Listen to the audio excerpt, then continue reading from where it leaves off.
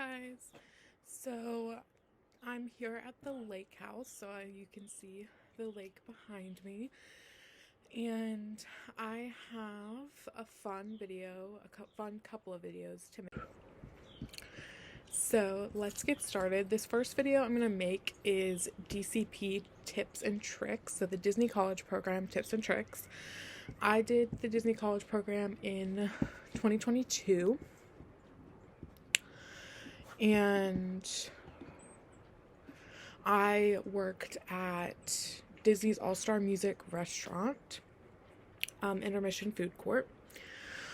And I had an amazing time. There were some highs, there were some lows, but overall it was an amazing time. So let's get into it. So first, DCP tricks and tips section is how to get in. So prepare by watching multiple YouTube videos like you're doing right now. That's what I did, and I learned quite a bit from them, so I highly recommend keep doing that. Then fill out your resume and update it to the best degree that you can, and have someone look at it. Someone that might be like, if you go to school, there's always resume people that are professional people that look at resumes for you, or you could have your parent look at it for you. And the big secret, so the thing that everyone should do when you're doing your web-based interview, so if you give them your resume and they want you to do a web-based interview, then the big secret for your web-based interview is be decisive. Disney does not want indecisive people because they want you to show that you can take action and commit yourself to something. So when I say don't be indecisive on the web-based interview, the web-based interview is mostly personality questions, personality test of most likely, somewhat likely, neutral, somewhat unlikely, and then unlikely. Be decisive, like do the polar opposites, like you're either very likely or very unlikely. Try not to do neutral for sure, because neutral will just make it inconclusive and very indecisive, but also try to limit how many of the somewhat likely and somewhat unlikely you do. Try to make them very decisive, very polarizing, so whether it's really positive, really negative. And also sell yourself on the web-based interview, but be honest at the same time. Don't sell yourself to a degree that it's fake, because they can probably tell on their end. I don't know exactly how it looks on their end, but they can probably tell if it's like this person's a little too perfect, that they're probably lying. So just be honest. Also pay attention in case there are some random inattention checkers on the web-based interview, so try to go slow. Take your time. Some of them can be wordy, and they can also be worded weirdly, so just be careful. So some of them might have not in them and you don't see that, and then you might answer them the opposite way that you would have answered them, and it could be a very different answer for a very important question. So just take your time, read them slowly. And yeah, so that's my tips and tricks for how to get in. Before you go, I'm going to make a packing video that's separate from this, but pack in advance and thoroughly, so you don't have to buy a lot when you get there. But bring decorations, bring your clothes. I'll do a whole packing video, so just look out for that. Watch DCP YouTube videos before you go to get prepared. This is what I did. It makes you excited, but also you can watch tips and tricks, packing lists, buy lists for when you get there. And they're all very educational and wonderful. So definitely watch a bunch of YouTube videos. There's some really good ones that I'll link down below of people that I watched when I did before I went to the DCP. And then join Instagram pages and Facebook groups related to DCP so that you can meet people ahead of time. You might want to find a roommate on there, or you could find people to go to the parks with. And it's just fun. It gets you excited to go there and know some people that you might be there with. And then when picking your room style, know that 2x2 is okay. So a lot of people who don't like 2x2 get 2x2 and they're really upset about it, but you'll be working so much and going to the park so much that you won't be spending a ton of time in your room. Also, you might have opposite schedules, this is very common to your roommate, so you might not even see them a ton. And there's a divider in the room, so there's some privacy, although the mirrors kind of take away some of the privacy. But there is general privacy, and you get to know your roommate, so you become comfortable with them. And I'm pretty sure you have the option to like change rooms if something really bad happens and you don't like your roommate, and there's like an actual problem, not just like, oh, you had a fight, but like if you have an actual problem, I think you can change rooms. But I don't know if you can change room styles, but I think you can change like who you're rooming with. Then next section is going to be about flamingo crossings. So you can have fun without your car. The bus and the Disney transport is great in general, so don't be worried about that. A 2x2 is approximately, I don't know if these are still accurate, but around $185 per week, including utilities, and it comes out of your paycheck straight away, which is really nice. You don't have to pay someone separately every month or every week. And then a 4x4 is like around $245 to $295. I can't remember exactly what it was. So it's definitely a big price difference. I don't know what the 4x2 is. I kind of just chose those two to talk about because they're very different from each other. If you don't know, a 2x2 means that you share a room with a roommate and then you share a bathroom. A 4x4 is you get your own room and your own bathroom. And then a 4x2 is you get your own room, but you share a bathroom. So, and you find out your room style and job before you go, obviously, but the building and the move-in date, so there's the east and west, which I'll talk about in a little bit. The building and the move-in date will come in with the itinerary. And you can only link with one roommate. 2x2s have twin XL beds, while the 4x4 has a full XL size. I don't know about the 4x2. The beds do have a divider, like I said, between them. There are two campuses. East is the more used one, and West is the newer one. East has a community hall with Apprentice Hall, where Traditions is at. Instead of Disney University, people just take photos in front of Disney University, but it's not there anymore. It's at Flamingo, but specifically East. And Disney Programs office is part of Community Hall as well. They both have a community hall, but the East is bigger, so they hold Traditions, and they have the welcome events there. Both have a gym that are open 24/7. They both have a pool with a giant TV screen that you can request movies on at the front desk. And then there's an ID and passcode protected package rooms with refrigerated lockers. A week after Traditions, you get your main gate at the front desk. You'll get an email, so you just go and pick it up, and that will give you access to all the parks.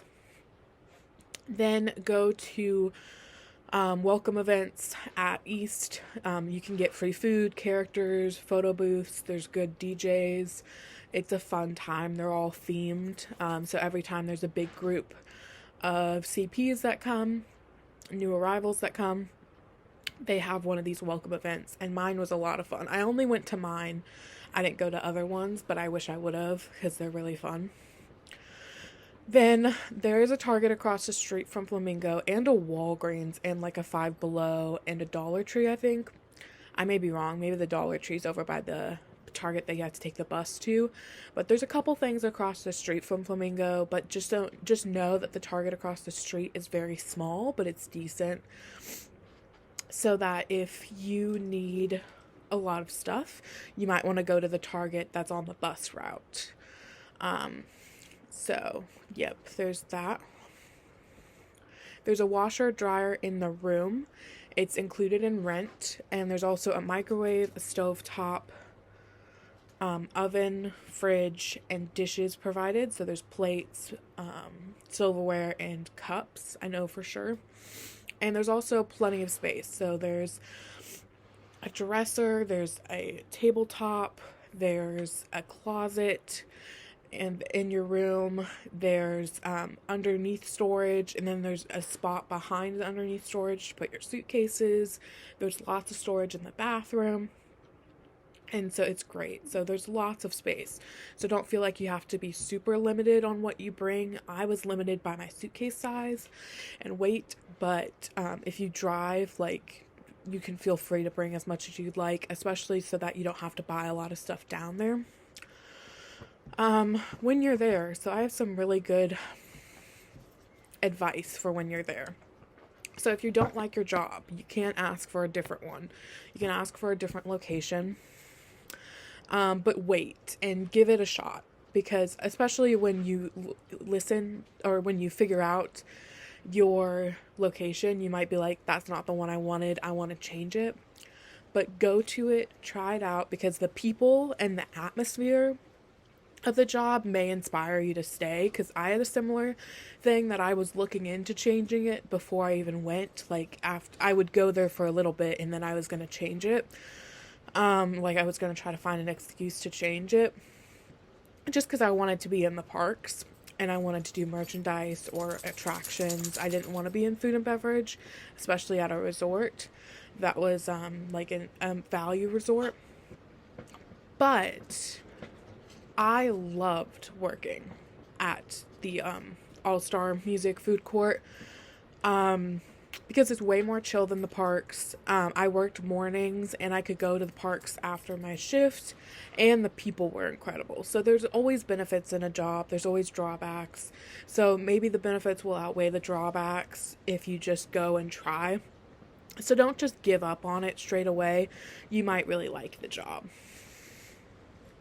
And then you won't be friends with everyone. So I talked to people before I went to the program, and I didn't become friends with them. I met up with each of them once, and then after that we just really didn't connect. I made friends in other ways other than the Facebook groups, because just people are very different online than in person, so it was just a little different.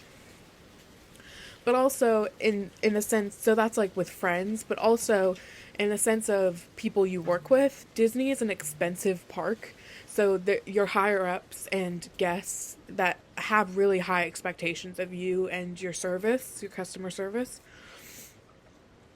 One time someone got a raw chicken tender at my place of work, and the fryer was acting up. That's why the oil wasn't hot enough. But the chef and one of the chefs had a tendency to be mean, yelled at one of my friends about it, but it's the cooks and chefs and leaders and coordinators' responsibility to make sure that the equipment is working in proper order, not the college program people, not the CPs. So I stood up to him and said exactly that. And he called us both idiots and other hurtful things, and my friend and I left and cried in the back room, and it was kind of a traumatizing experience to be called names by someone that is higher up than you. But that's kind of the mentality of a kitchen, so I kind of had to get used to it. So yeah, I would be terrible in a kitchen. I wouldn't choose to be in a kitchen again. And then another thing along with that is a lot of the DCP is magical, but not every moment is magical.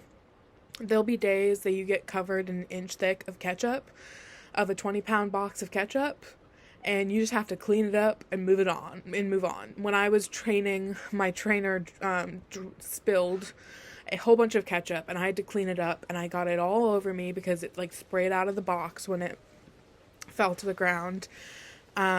So it was terrible, but you just need to move on and make the best of it. I had way more good days than bad, but that didn't mean the bad days didn't stay with me. I still remember them. Some of them were traumatizing, especially like the chef that was mean to everybody.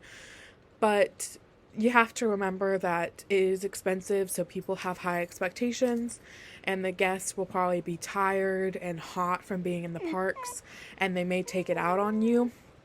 Just don't take it personally and use your conflict resolution skills that you probably talked about in your resume and your web-based interview. Just try to use some of those skills to the best of your ability. And then this is my biggest tip for when you're there is pick up from other locations. This is the best way to get the most out of your program. You can pick up as much as possible. And my favorite memory on the DCP was when I picked up the Princess Half Marathon on Main Street. I picked up at every park, and every park was amazing. I didn't have a bad experience when I went to the parks and worked, and it was so much fun. It didn't feel like I was working, yet I was getting paid. If you have less than 40 hours, just pick up a day shift at a different location, and hopefully you will love it. On the Disney app that you use to see your regular shifts, it's called the Hub, you can pick up shifts. I regret not picking up more, especially I wanted to do Magic Kingdom outdoor vending, but I just kind of ran out of time. And then another tip is use the most out of your program and go to the parks. Like, don't just spend all your time in the Disney housing. Like, go to the water parks, go to the Disney parks, go to Disney Springs, go to the resorts. Do as much as you can, get the most out of your program so that you're not going to get paid a lot, and you're going to get a lot of it taken away from rent.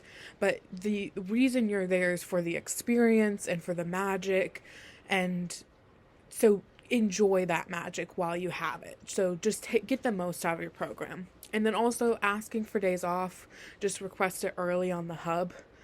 And so if you want to, like, if your family or friends are coming to town and you want to take a couple days off to hang out with them, just do that. So, so that kind of goes with that of getting the most out of your time there. So those are my tips and tricks for the best Disney College program that you can have. I hope you guys enjoyed this video. Subscribe, like, and comment. And if you do, you'll be enrolled in my giveaway. I'm going to do a giveaway when I get to 100 subscribers, and it'll probably be Disney related. So go and do that, Disney or beauty, one of the two. So go and do that. Subscribe for sure, and like and comment, and you will be enrolled in it. I also have an Instagram with the Sam handle and a X account, so go and follow those as well to get updated on when I post videos. And I hope you guys have an amazing day, and I'll see you guys next time. Bye for now.